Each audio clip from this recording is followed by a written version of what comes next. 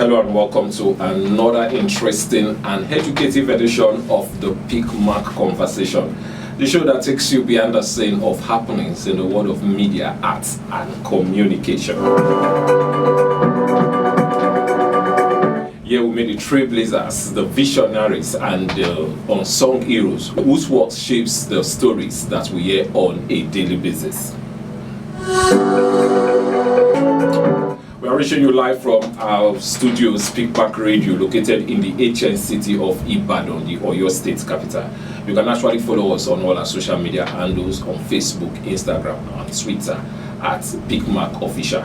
On YouTube, our handle is PICMAC Official TV. And you can visit our website at www.picmac.com.ng for more details about our program. And also, if you want to join the conversation, please feel free to do so. The number to send a message to is 08101809463. I take that again, 08101809463.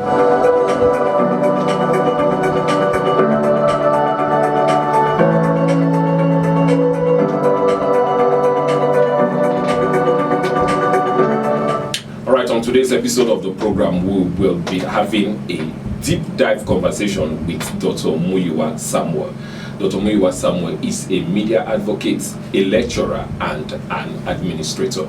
Dr. Muyiwa Samuel is a distinguished scholar, seasoned administrator, and a passionate media advocate with extensive expertise in media advocacy and communication studies. He holds a doctorate degree in media advocacy and has built a reputable career as a lecturer, media advocate and administrator, combining academic knowledge with practical experience to drive innovation and impact in the media and communication space. Dr. Muyiwa, you are welcome on the show. Thank you very much. It's nice to have you. Thank you. And thanks for making it. I know your schedule must have been very tight, but we appreciate the fact that you are here today. I'm so glad to be here. All right, that's my guest in the studio. Quickly, we will go into a conversation with him. He's going to be sharing some of his stories with us. Dr. Muyiwa, you just, I just read your profile now. Yeah. You understand? Yeah. I know there are a lot of things that you want to tell our viewers about yourself that I have not mentioned. Can you just share some of them? Once again, I'm Dr. Muyiwa Samuel.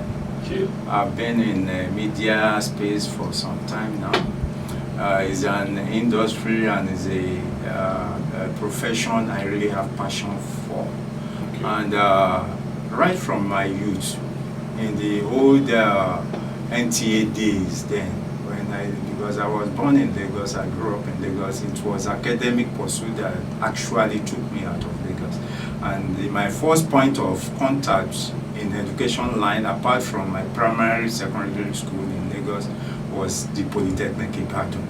And if we can really go into deep down the history of Polytechnic Ibadan, one day it's about, we are talking about mass communication. I think the Polytechnic Ibadan stand out apart from so many institutions in Nigeria. You see, it's now that we have proliferation of institutions, and that started when the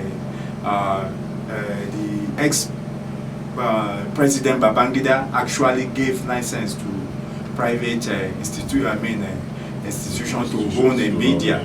Yeah. So because basically it was being run by the government. Okay. Yeah. So then when we are in this thing, all our thought was that there's no much. If you want to make a living, there's no money, and that's the belief our lecturers then put at the back of our mind, that you can only make names. You go to events, you go to where they were invited to as in journalists. It's only that you'll be pursuing brand envelope and all those stuff then. So those impressions brought about a cold minded spirit in us then, that why should I pass out from this institution and be running after brown envelope? And if you don't actually give people the impression that you can actually build a successful career without collecting a brown envelope. You see, I just want to believe those lecturers they have the impression of you just make names. Okay. You will not be able to get enough, success in terms of making wealth, unlike other professions. But because I personally, I have passion for the job, I give it. I went deep down into the study down in Polytechnic Ibadan then, and now, if you are counting institutions about mass communication graduates, I think Polytechnic Ibadan has made its remarkable mark in the space of mass communication presently, and they are still building on it. So I can tell you that. All right. You started your academic education in Polytechnic Ibadan. Sure. So you did mass communication. I did mass From there, you did MSc in. Yeah. You see, then it was after our graduation, the initial AOND then was at Irua. Okay. We have satellite campuses then. So mass comm is being, shared into, most of the courses apart from HND, that was basically institute in the main campus. But all other ND courses were being shared, Irua, SAOK. Okay. Now the government has changed their names to, and even before the advent of the present administration, the then governor has actually given them the autonomy. So their names have changed. So it was from Irua we started then. We have studio like this and all those things. We go into when we have practicals and start, making waves as if we are online. It's joy, it's fun. You see, you just come into the yes, they open the studio for us. Then we don't even have all these CDs. Then all this we have all these manual cassettes. You record. You go back to your room then to listen to yourself. I'm doing good. So those things, and our lecturer that prepare that spirit in us that we can do better. But it's now we know that present days media gurus are making a lot of waves. Yes. In fact, without media, I don't know where because it stands as a gatekeeping. We are gatekeepers within the government and the people. So irrespective of the government's policies, they want to hear from the media. The stand of the people, is just like advocating for the people. Whatsoever the government brought out today is the media that people will, especially now when we have proliferation, social media and all those things. Yes. I used to tell my people around there, if you had something, any news, any grapevine from social media, don't ever rely on it until you have an authentic information from any licensed radio, because those ones are being regulated by NBC, all those stuff.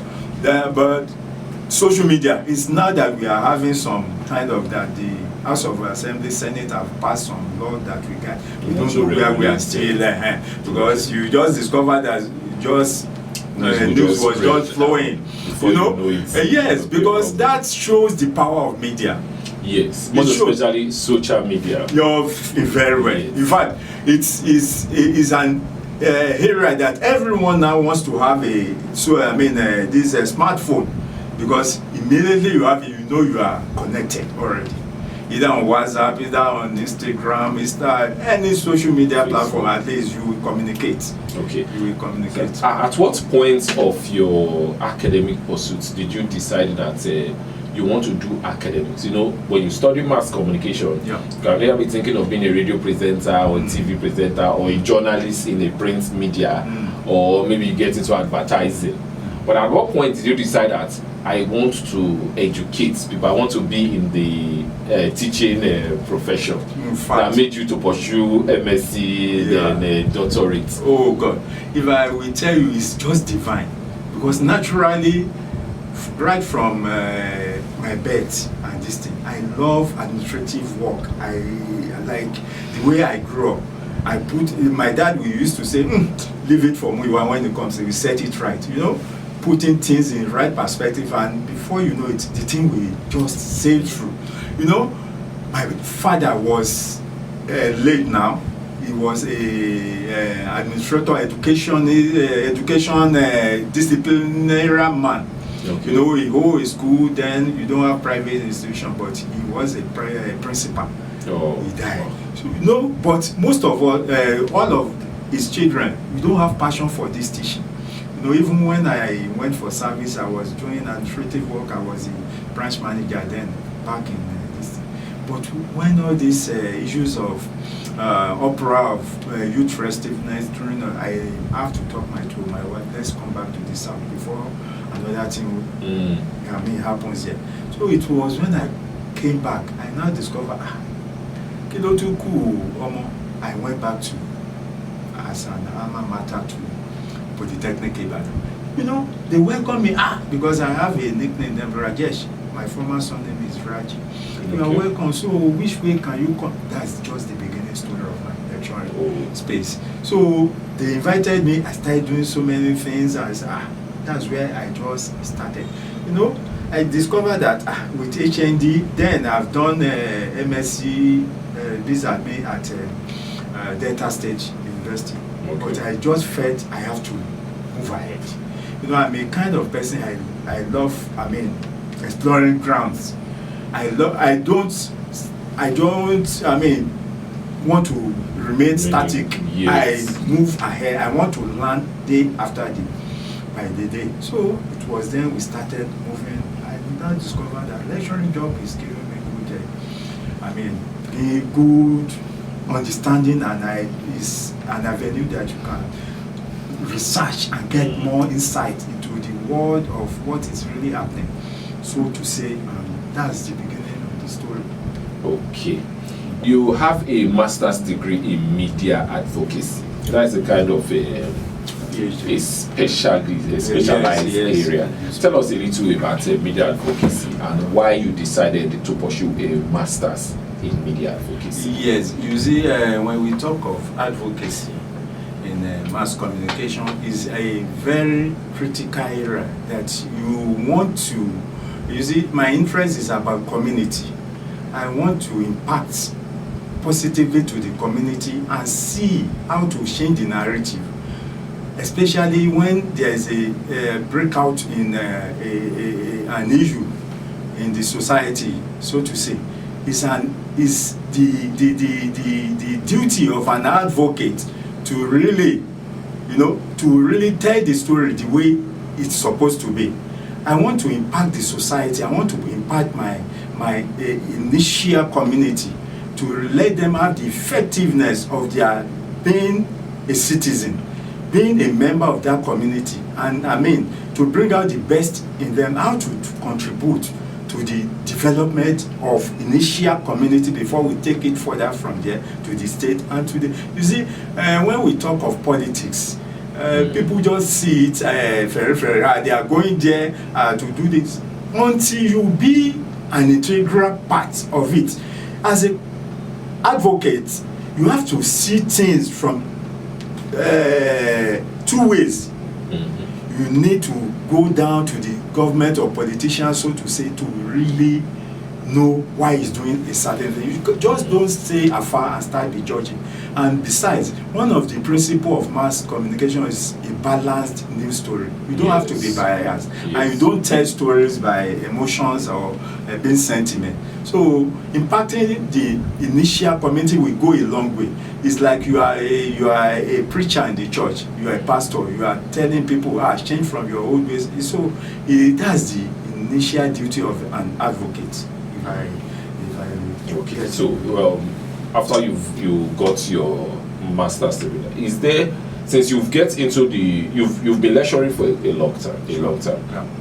how have you been able to get others to see how they can use media as a tool for advocacy? Because media is supposed to be a tool for advocacy. A lot of people don't see it as a tool that they can use for advocacy. So how can you, or how have you been able to get your students to see media or the different media platform as a tool through which they can advocate for change in their society? Yeah, you see, in a contemporary world that we have, you see, most of like the slang they use that Gen Z, which is Generation Z. Yes. They want to get things done in a periodic. They don't even want to wait for their time. Yes. You see, when you know, I've been handling these students in mass communication and so many fields in mass communication. So you need to advocate. You need to tell them the right perspective. Why? I just did coming into the media space just because they have seen CNN Brown on NTA, I mean, they have seen this and that, they want to speak like. If you don't really have passion for it, I don't think you can go a long way. If you are not looking at it that they said if I go to this place, I make name, I get it. No, media, actually, it starts from voicing. Even if you are going to print, at least you must be a prolific writer. You must have passion for write and go deep in research. So it's a profession that is not very that like other fields that you can think I have a gift for selling. Okay, let me go for marketing. You know, in mass communication, you have to really know what you are doing. Yes. So an advocate as a student, I do preach all these things to them, and they look at me, sir, doctor, are you telling us that we can? No, I'm not trying to. I mean, put a bad cold blood in your heart. You have been here, and we are going to guide you the way it's supposed to be. The way it's supposed to be. So that's the way you go about it. How has teaching, you understand, helped to shape your own perspective of the media profession? Wow. Is like what I said earlier on. I want to say it's a divine calling. Because out of the children, I was the only one that came out as a lecturer, teacher, and so to say. So it was when all ships are down that I just went to the institution then just to say hi. It was then they just invited, can you do this? So I started thinking that, because initially I used to be a shy person. I cannot face crowd. I was not looking at me lecturing, but you know, the spirit just came on.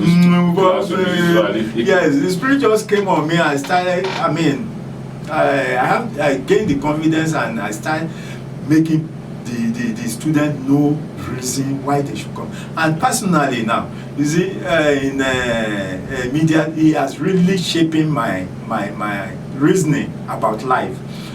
Teaching, it gives you the opportunity to. You cannot just go in the presence of students without even you yourself have already made the research of what you. These students, they have gone, especially in this modern world of technology.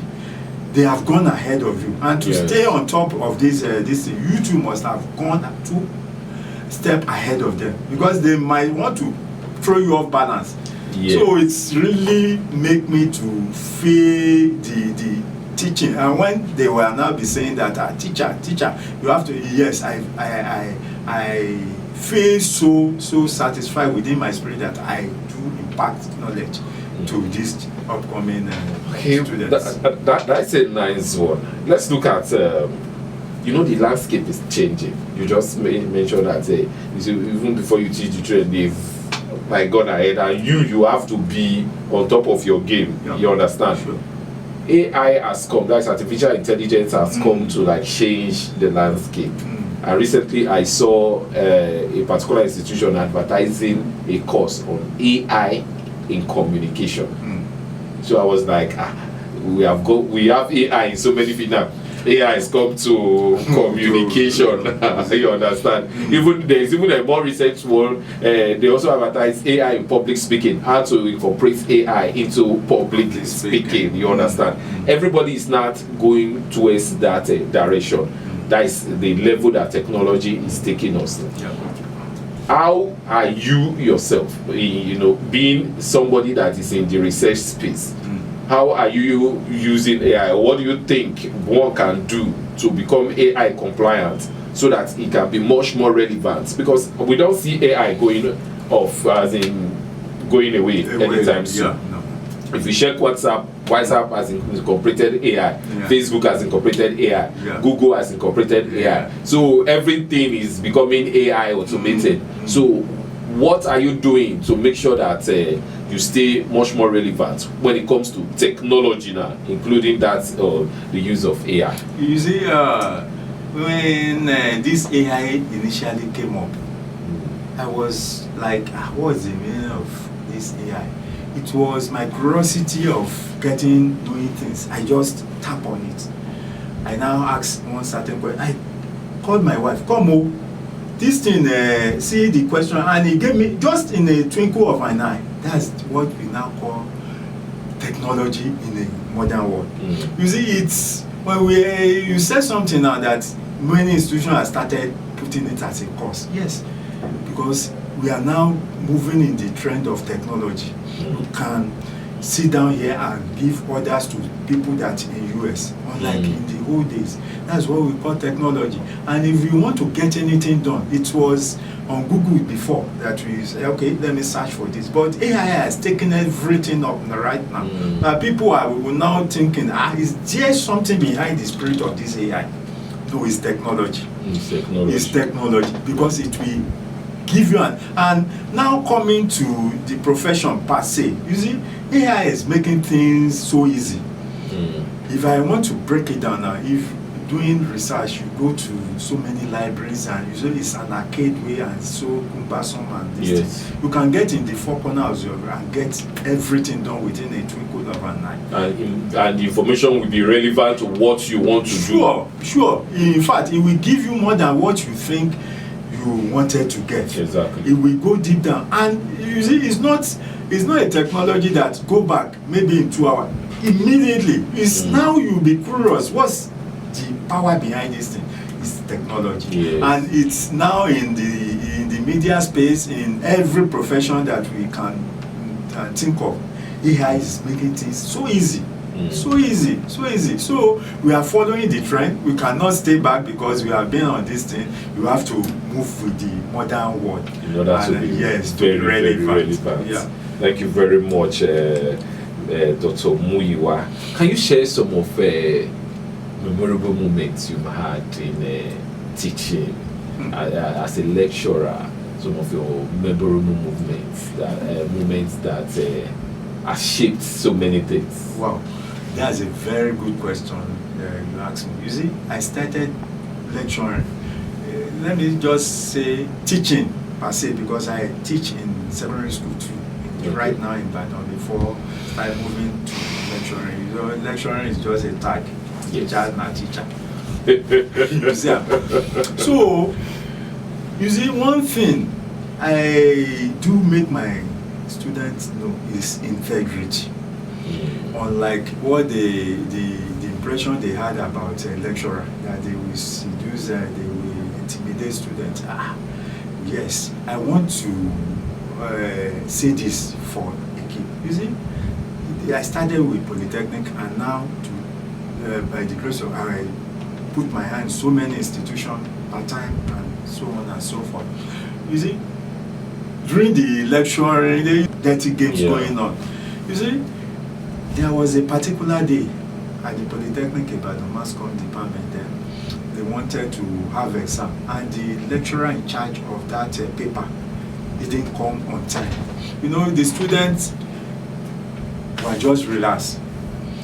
Later, before he came, the student went out and started, to buy some things, drinks, snacks and all those things. I just sat at the top of a table there. So I was surprised. All those students were just bringing mirror, mud, this on my table, and there's some other lecturers around.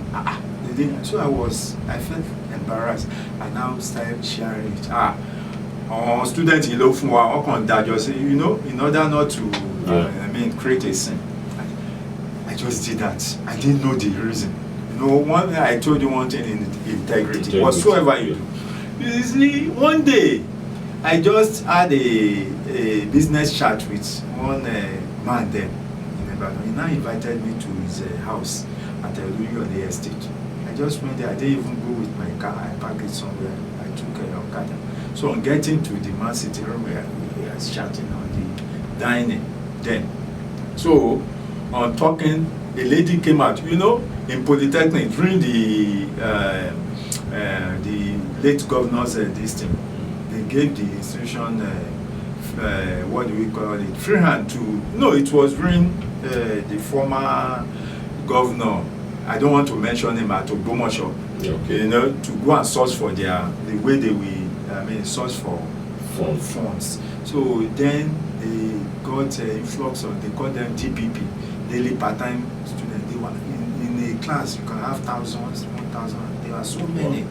Then, so I just sat down having the business chat with the man. The lady came out, he went back into the room, came out with her mother again. He now approached me and said, "Sir, you didn't know me." "I didn't know you."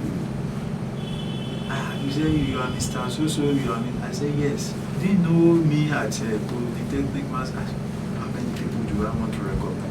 Do you remember one situation that we had a delay that he was referring to what I said earlier, that she's the one that institute that action that so other students follow. I said, "Daddy, this man is a very good man to us. He has never intimidated us on like this, He started cursing them in my presence like this and this like that." So I said, wow. So these students, they were taking note of everything that is going on. Even behind, they will talk. We have been a student before. You know, at the back, see that one, lecturer, CEO, seeing here, they say, that's it, normal. A student will be a student. They will mock you, they will praise you, they do this. So I'm used to them. So he said those things. In fact, for that singular statement, it make me want that contract from him. Say, wow. So you are a lecturer, and because I didn't even go there as a lecturer. Yes, and I wanted to do some certain project for him then. So I didn't know you are a lecturer, and my daughter is now confirming your integrity. See, even beyond, I'm going to get to Abuja and get you more contracts. So it now make me feel satisfied in this profession. Whatsoever you do in life, just circle integrity to be there. Either you are handling money, put integrity there. You don't know who is watching you. That watching might mar you or make you in future. So it's made me satisfied as a lecturer. From your experience of grooming media practitioners, what do you think are some of the mistakes students of mass communication or media students make when they are taking their training or their courses in media? You see, as a woman being, we do make mistakes every time. There is no any perfect woman being that God has actually created. We are working towards perfection. Yes. You see, these students, they are so zealous, especially when it comes to practicals. They want to see and you will see that even if you are applying for a radio broadcaster, you know, we have so many departments, but as a professional, you want to be on here, you want to be the presenter and so on and so forth, but you know you have a limit. If you don't have good what do we put it now, because they will first of all do what the voice auditing or audition for you, and everyone initially thought they can present, but when you get to auditioning and they said that your voice is not microphone compliant, you feel so bad. And from there you will now try to encourage them. We have so many fields in mass communication. You might not be the presenter. Yes. You can still, be Baba presenter. You can do some things that you are right behind the scene, and at least the goals you have the directors and the producers. So initially they felt so cool. No, don't feel so bad. No, there are so many ways. It's from there we take it up, especially when they were in the practical rooms and all those things. Do all this ad-libbing and all this voice auditing, auditioning for them. So initially when we started dropping them, no, you can't do this. You know, you will see some people naturally gifted. They can do so many things with microphone. You can do so many things, advertising for voiceovers and all sort of this thing. So it's when you now discover them, you do this. Then, okay, and I'm doing well though. So it's from there, you need to study them. You don't need to coerce them that, or, there are some things that this upcoming generation, they don't like to be pulled down. They like encouragement. Yes. Don't worry, you will get there, you will do this, and at the end of the day, we do well. Even, you see, one thing I know, I study my student far away. If you are lecturing them, you have to have body language with them. When you are lecturing and you discover that they are not listening, please, it's better you put a stop. They are not getting anything. Yes. So more or less you are wasting your time. You're wasting your time. So it's you can just, fast forward that lecture to another time, or you make them serious why we have to finish up this topic. So it's a participatory class. In fact, I've never had an experience that I will be coming that my student will say, they have their liberty, but Sure. I don't want to attend. It's not a certain school that you have to market this and that. It's only that in some decision you have to, attendance is so, just to prepare them to be in attendance. But you see, you have good relationship with students, they will bring out their mind, why they actually choose. They have so many fees that they can go for. They have so many fees, especially when there is now proliferation of radio stations and all over the place. All over the place. So they thought, she must come when she share anywhere, lossy, fresh, lossy this thing. But they don't know their limit, that maybe I cannot do this, they are just hearing this and that. Sure, you will make names, but it's not only presenting or directing or doing this. So you study them and they make a headway. All right. Okay, what has been, or who has been your biggest mentor or inspiration in your journey through the media and academia? You see, actually, when I started this thing, when we had a 1 year break, then I went back to Lagos. I did my attachment I went to, I am a kind of person that I want to explore all grounds.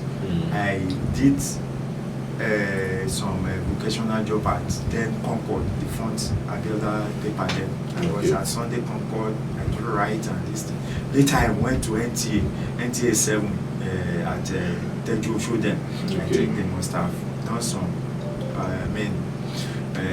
modification with that station now. Maybe they merged it, I didn't know it, but then we have NTA 7 in Ikeja at this thing. You see, we have so many gurus then that you will looking upon to Cine, Orwell, Brown, this, I love the way, but you will discover in this modern temporary presenting, then you will see a presenter even calling Ibadan, I will just look at, how do they go through the write-ups? Before you go online, before then, you start making, you have to go through oral English very well. Your oral English must be sound in one of the what do we call elective courses then. If you cannot pronounce a word, you see all these people that we took line to that I want to speak like this. They will be in the newsroom before they will start going through their scripts and this that. By the time they come, you will like to listen to news. You like, so all these people were Brown, I've forgotten so many people now. They are those there. We have so many people now in media space that I cannot even pinpoint now. You see, you want to look into, you see, when we are now in the field of lecturing, you don't want to see that I want to go and to this station to present. We want to bring the best out for you to fill into this space. Okay, what do you consider as your proudest achievement so far in your media career? Yes, my proudest achievement is when I do see my students doing well in different fields. I just don't want to start mentioning. They were all over Ibadan and some people in the diaspora now that they used to. All those things you taught us then is making waves, even despite the fact that I don't fit in their system in this country, but I'm making an impact as this, as that, as fine. So with those things, you see, as a teacher, it gives you joy that you are building a nation, you are building man, you are building you are impacting knowledge Nice. into people. So it gives me, and is a profession that I now can't. I didn't mean I'm in another profession. By now I must have retired and maybe I will be a farmer. Though I have passion for farming anyway. Because at the end of the day, either the election, you still come back to retire. And in contemporary Nigeria now, farming the thing. Though. So you have to, at least, that's to the old age anyway. Because everywhere now, plant farm, plant this, plant that. But it gives me joy when I see myself lecturing and see the students doing well. What advice do you have for young people who want to pursue a career in mass communication? Mass communication is a good profession to delve in now, but the caution there is that, do you have passion for it? Don't just go there because they said, Governor this thing gave Jeep because he's a stand-up comedian or he's an MC. Do you have passion? Because to choose a profession, you have to sit down, talk to your inner mind.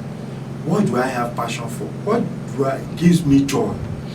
You see, I said something at the beginning of this conversation that initially my father discovered me that administrating, organizing, we were calling, we do it perfectly. Even in churches, in many things, if they say I handle it, it comes out perfect way, even without blinking. I have organized an event that, in fact, some people that were called to join me as secretary and this thing, they were so reluctant. And at the end of the day, you alone, you are the one that put this one in place. No be me, na God do. Me too, no be. I don't know how I do it, but I think there's a power from above that is just propelling me to do. Yes, that's my first passion. But when my father passes away, and it was now time to at least to build on his legacy. I didn't even plan to lecture until I got to my alma mater school and this thing. They invited me. I just felt, let me see how they, I mentioned earlier, I'm a shy person, but now let them be millions. We address you. So it gives me joy, and I think we are still moving on it. Thank you very much. Thank you very much. Then the final question before we draw the curtain for today's conversation. What should we be expecting from you probably in the future? Any project, any book, or any initiative you're working on?